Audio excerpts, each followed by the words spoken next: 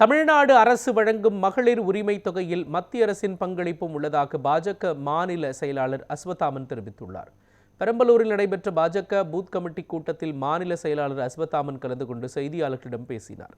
சவுக்கு சங்கர் கைது விவகாரத்தில் தமிழக காவல்துறையின் நடவடிக்கையை கடுமையாக விமர்சித்த அவர் பணத்தை பறிமுதல் செய்த விதம் சட்டவிரோதமானது என சாடினார்.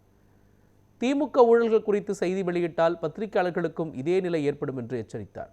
மகளிர் உரிமை தொகை தேர்தல் லாபத்திற்காக வழங்கப்படுவதாக குற்றம் சாட்டிய அவர் அந்த தொகையில் மத்திய அரசின் நிதியும் உள்ளதாகவும் குறிப்பாக SC/ST நல நிதியிலிருந்து வழங்கப்படுவதாகவும் தெரிவித்தார். மேலும் மத்திய அரசு இதுபோன்ற வீண் விளம்பரங்களை செய்வதில்லை என்றும் அவர் தெரிவித்தார்.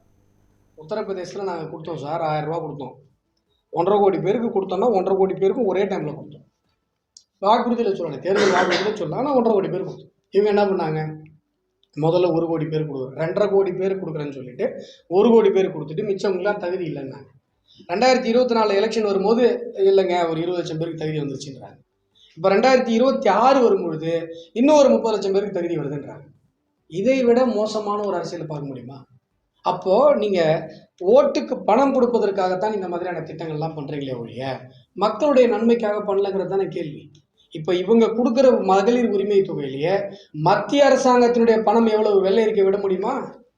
முதலமைச்சர் மு க ஸ்டாலின் அவர்களை பார்த்து நான் கேட்குறேன், அந்த உரிமை தொகையில் SC/STக்கு கொடுக்கப்படுகிற அந்த பணம் என்பது மத்திய அரசு SC/STனுடைய வளர்ச்சிக்காக கொடுக்குற நிதியிலேருந்து எடுத்து கொடுக்குறாங்க.